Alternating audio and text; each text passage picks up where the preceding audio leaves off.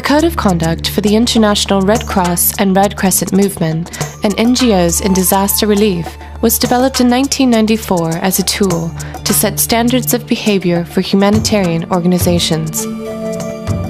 Since then, climate change, population growth, urbanization, and other factors have greatly increased the numbers of vulnerable people around the world. The need for humanitarian action is growing, and it's becoming more complex, challenging, and dangerous. The code is still relevant in today's world.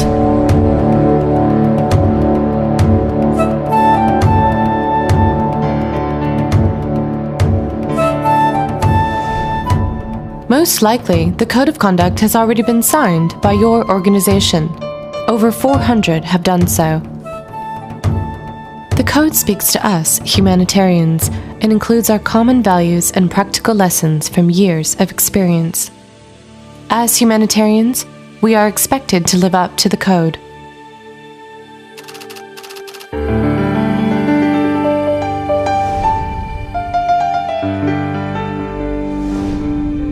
The first principle means that all people affected by disaster or armed conflict have a right to receive assistance and protection.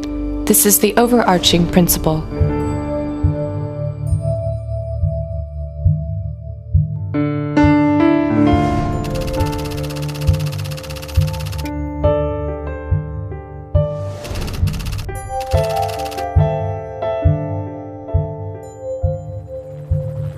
The next three principles in the Code of Conduct remind humanitarians about their motivation as being the alleviation and prevention of human suffering.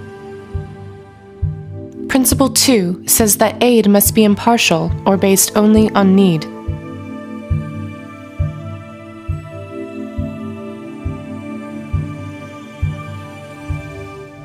Principle 3 says that aid will not be used to further any particular political or religious standpoint.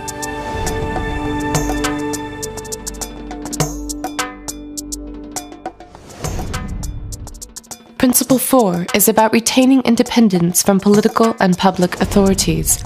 This ensures humanitarian agencies can respond according to their impartial assessment of need.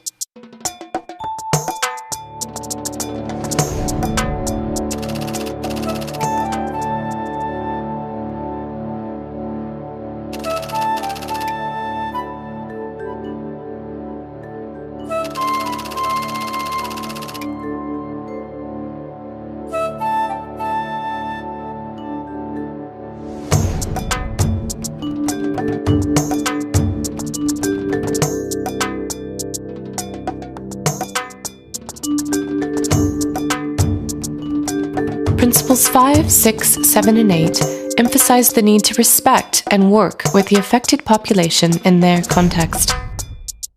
All people and communities, even in times of disaster, possess capacities as well as vulnerabilities. Where possible, we need to help people become more resilient.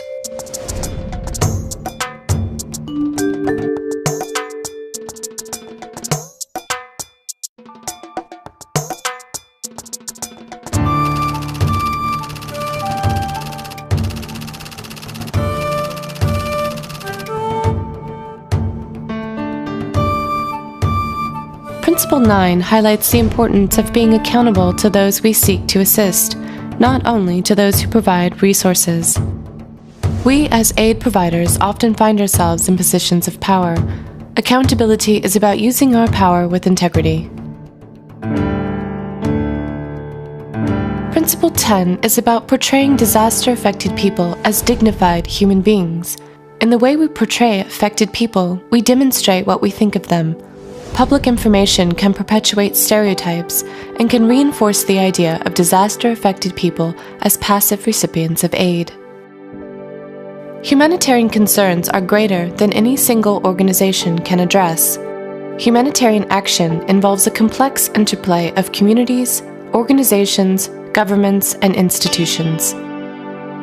The Code includes 3 annexes that describe the working environment for humanitarian organizations.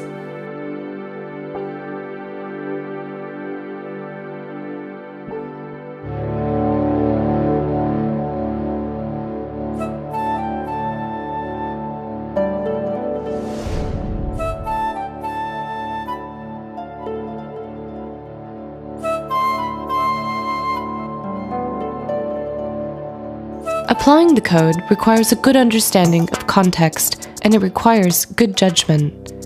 The principles of the code can help humanitarian organizations navigate day-to-day decisions guided by our values and principles, so we can have access to affected populations and are safely able to address human suffering.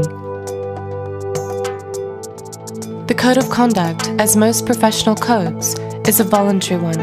It relies on self-regulation.